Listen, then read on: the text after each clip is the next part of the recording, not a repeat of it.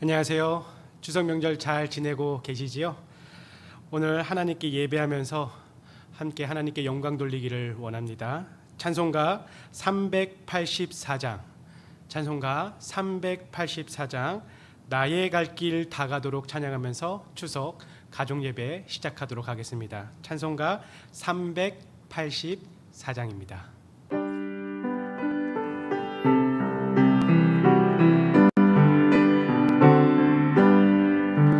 나의 갈 길 다가도록 예수 인도하시니 내 주 안에 있는 긍휼 어찌 의심하리요.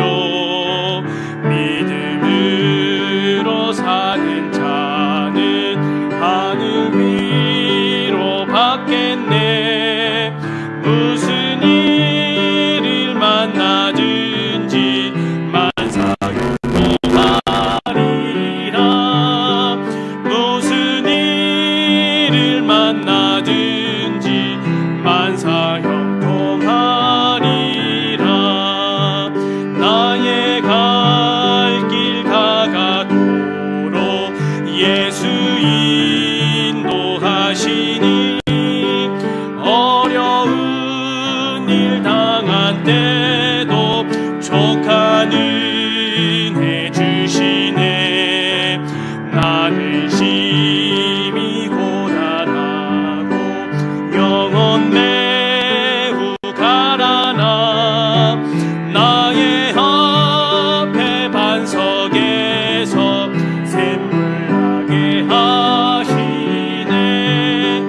나의 앞에 반석에서 샘물나게 하시네.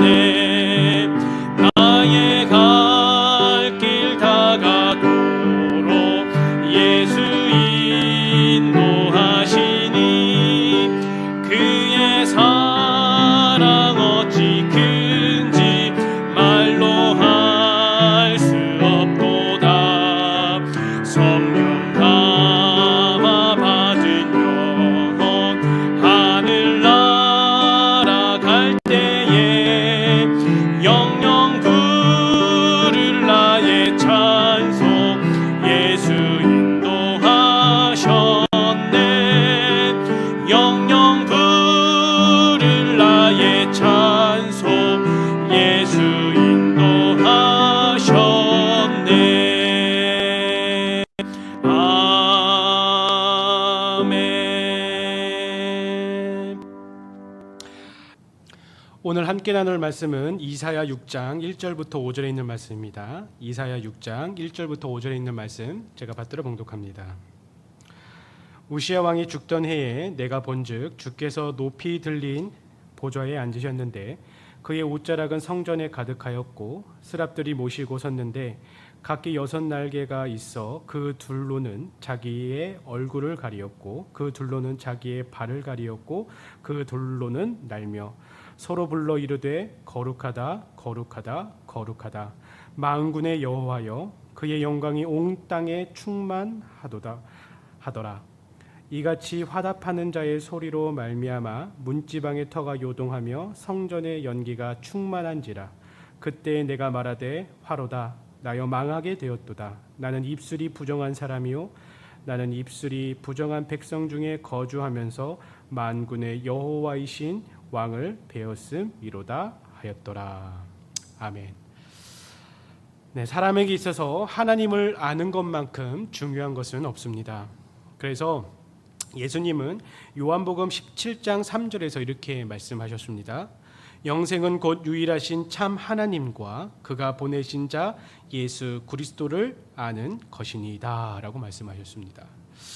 여기서 먼저 우리가 알아야 될 것이 있는데 예수님께서 지금 말씀하신 이 영생은 일반적으로 사람들이 생각하는 어떤 내세나 천국에 가는 것 이상을 의미한다라는 것이죠.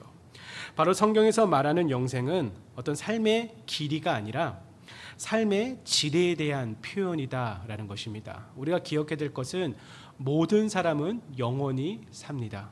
이 땅에서 살 뿐만 아니라 죽음의 문턱을 넘은 이후에 우리의 영혼은 영원히 어디선가 살게 돼요. 그렇기 때문에 영원히 사는 이 영혼이 살게 되는데 그 영혼이 어디에서 사는가가 굉장히 중요하다라는 것이 있죠. 조금 쉽게 이야기하면 영생은 참된 삶, 즉 하나님께서 사람을 창조하시면서 의도하셨던 풍성한 삶을 의미합니다. 그렇기 때문에 우리가 정말 원하는 행복한 삶이다라고 말할 수 있지요.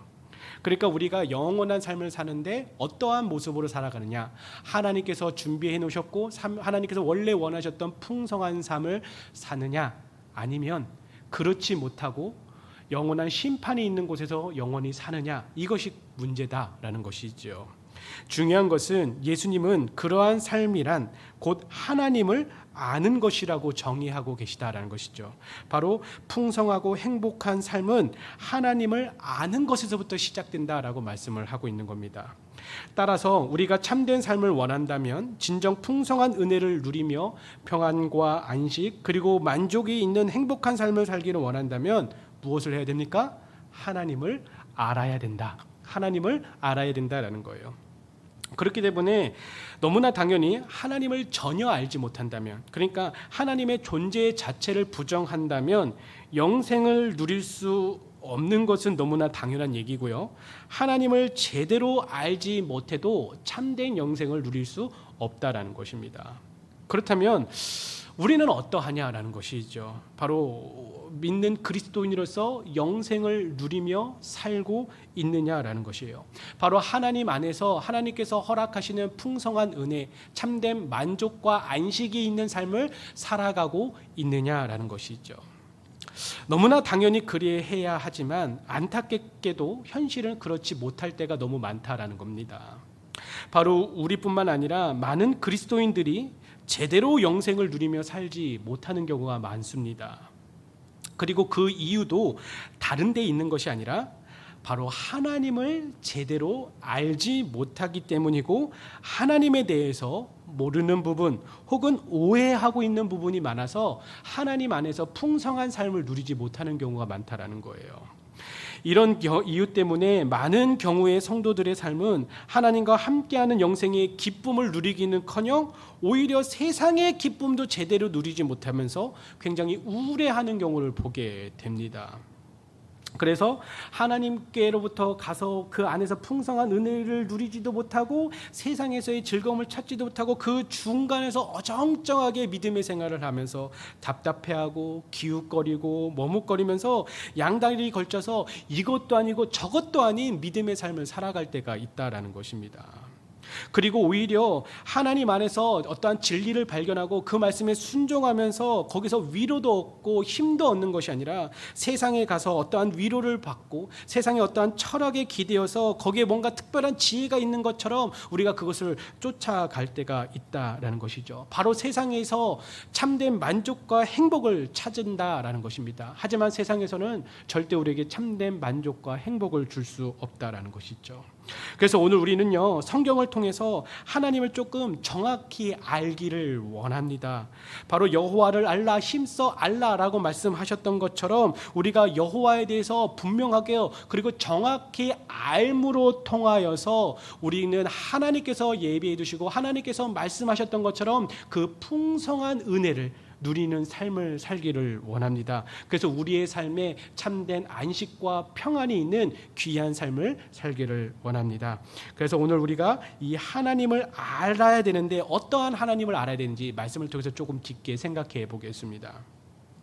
놀랍게도 우리가 오늘 함께 읽은 이사야 6장은 직접 하나님을 본 이사야의 기록입니다. 물론 영이신 하나님을 육신의 눈으로 볼 수 있는 사람은 아무도 없습니다.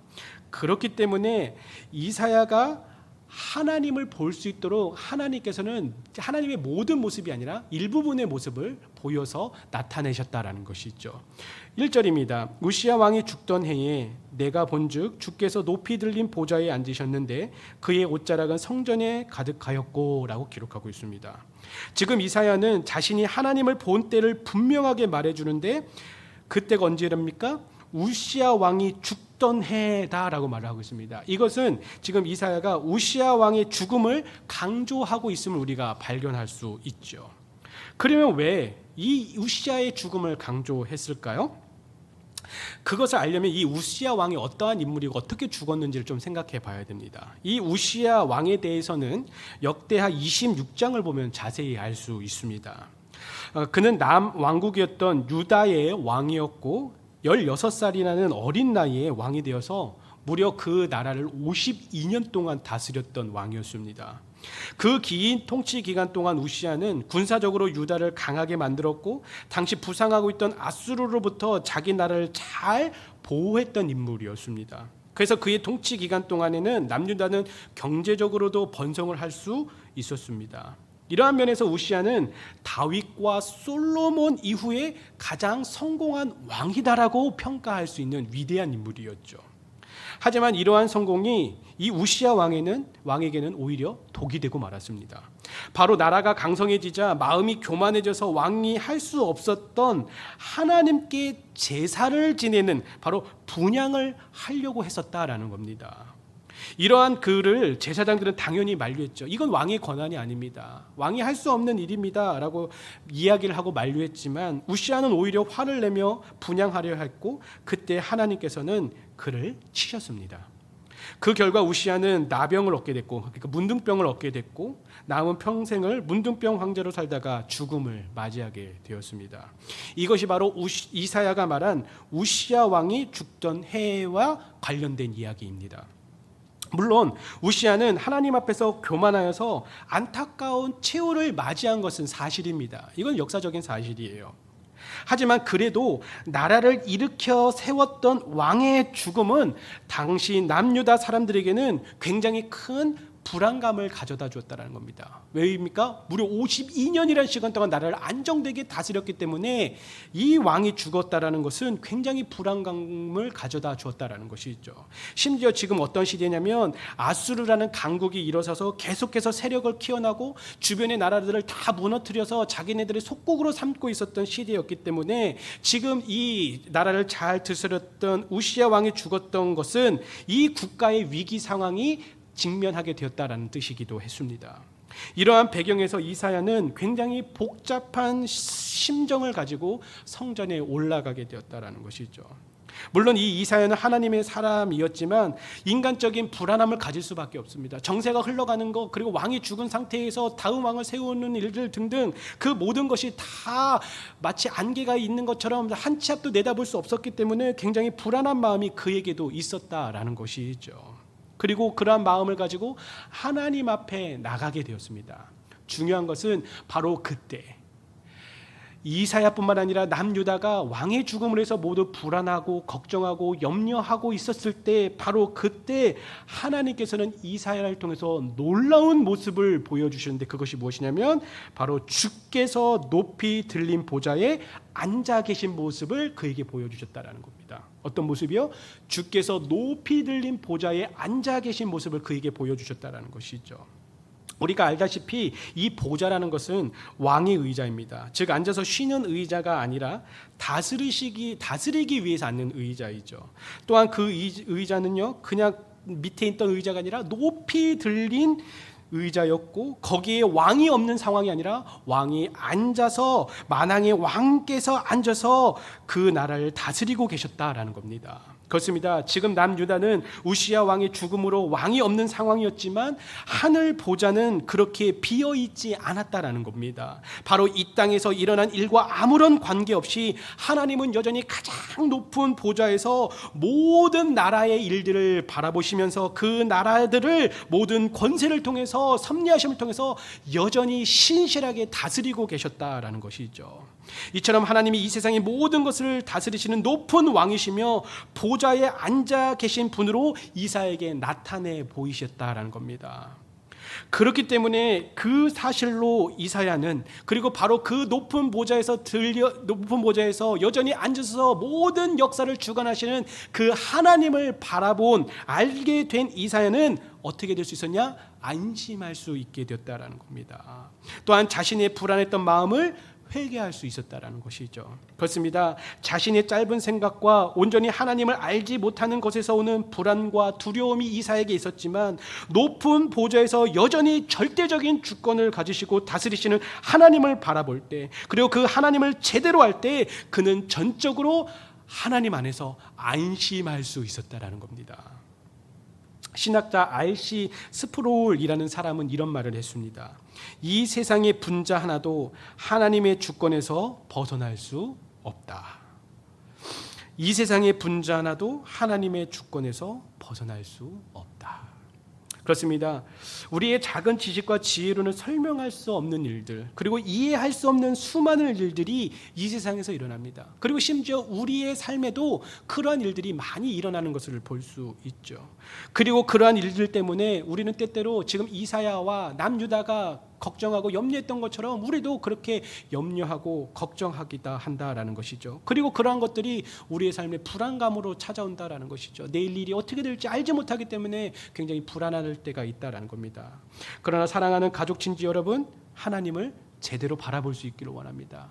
하나님을 제대로 알 수 있는 믿음이 우리에게 있기를 원합니다. 우리가 믿는 하나님은요, 높은 보좌에 앉아 계셔서 이 세상의 어떠한 것도 감히 도전할 수 없는 절대적인 주권으로 온 우주 만물을 다스리고 계시는 만군의 왕이시다라는 겁니다. 그리고 그분은 우리의 상황이 어떠하든지 여전히 신실하게 다스리시고 계시다라는 것이죠. 뿐만 아니라 하나님은 이 세상의 역사의 시작과 끝이 되시며 절대로 실수하지 않으시는 분이시며 신실하시고 선하신 분이시다라는 것이죠. 그리고 그 하나님께서 바로 이 세상의 모든 것을 다스리실 뿐만 아니라 우리의 삶도, 나의 삶도 여전히 신실하게 지금도 다스리시고 계시다라는 겁니다. 그렇기 때문에 사랑하는 가족 친지 여러분, 어떠한 상황이 내 앞에 직면하게 될지라도, 그 상황이 아무리 클지라도 두려워하거나 염려하거나 불안해하는 것이 아니라 안심하시기 바랍니다. 여러분의 상황이 여러분을 압도하고 주눅들게 하고 지치게 하고 실망하게 하고 불안하게 하고 의심하게 하며 외로움에 지쳐서 쓰러지게 할지라도 하나님은 여전히 이 세상의 왕으로서, 그리고 여러분의 왕으로서, 나의 왕으로서 여러분의 삶을 선하게 인도하시고 다스리고 계십니다. 또한 졸지도 주무지도 않으시며 회전하는 그림자조차도 없으셔서 신실하게 그 말씀을 이루시는 하나님께서 높은 보좌에서 여러분의 삶을 여전히 지금도 신실하게 지켜보시며 돌보고 계시다라는 겁니다. 그렇게 사랑하는 가족 친지 여러분, 이러한 하나님을 바라보시고 이러한 하나님을 믿으시기 바랍니다. 바로 이러한 하나님을 모든 순간에 믿음으로 붙잡을 수 있는 믿음이 우리에게 있기를 원합니다. 그래서 어떠한 상황 앞에서든지 조금 담대히 있으면 좋겠습니다. 그래서 만군의 왕이 여전히 나의 삶을 선하게 다스리심을 믿기에 나의 영혼은 잠잠하다, 나는 두려워하지 않는다, 하나님이 나의 삶을 이끄시기 때문에 나는 담대하게 믿음으로 순종한다라는 이 믿음의 고백과 이 믿음의 다짐으로, 그리고 이 믿음으로 우리가 담대히 살아갈 수 있는 그러한 삶이 되기를 원합니다. 그래서 이와 같이 하나님을 제대로 알고 제대로 믿음으로 인해서 세상의 어떠한 순간이 우리에게 당면하든지 참된 안식과 평안을 누릴 수 있는, 정말 하나님께서 우리의 삶에 예배해 두신 풍성한 삶을 누릴 수 있는 우리 모든 가족이 되기를 간절히 바라겠습니다. 우리의 삶을 다스리시는 하나님을 제대로 알고 제대로 믿고 제대로 붙잡아서 풍성한 삶, 참된 안식과 평안을 누리는 삶을 사는 우리 모든 가족이 되기를 간절히 바라겠습니다. 기도하시겠습니다. 언제나 변함없는 모습과 능력으로 우리의 삶에 함께 하시는 하나님으로 인하여 감사와 영광을 드립니다. 오늘 우리가 함께 나눈 것과 같이 만군의 왕이시며 크고 위대하신 거룩하신 하나님으로 이 세상과 나의 삶을 다스리시는 하나님을 알기에 그에 합당하게 반응하며 살아갈 수 있는 우리가 되게 인도하여 주시옵소서. 그렇게 혹 우리의 삶에 때때로 찾아오는 여러 상황 앞에서 두려워하거나 걱정하거나 염려하는 것이 아니라 믿음으로 하나님을 바라보며 안심할 수 있는 우리가 되게 하여 주시옵소서. 그러므로 하나님 안에 있는 풍성한 은혜를 누리며 참된 안식과 평안을 누릴 수 있도록 우리를 선하게 인도하여 주시옵소서. 특별히 우리 각 처에서 예배드리는 우리 가족 친지 모두를 주님께서 기억하여 주시고 그 모든 삶의 가족의 삶을 주님께서 지키시고 보호하여 주시며 선하게 인도하여 주시옵소서. 이 모든 말씀 우리를 선하게 다스리시는 예수님의 이름으로 기도드렸습니다. 아멘. 이것으로 예배를 마쳤습니다. 남은 추석 명절도 하나님의 은혜와 하나님의 풍성하심 안에서 잘 지내시기를 바라겠습니다. 감사합니다.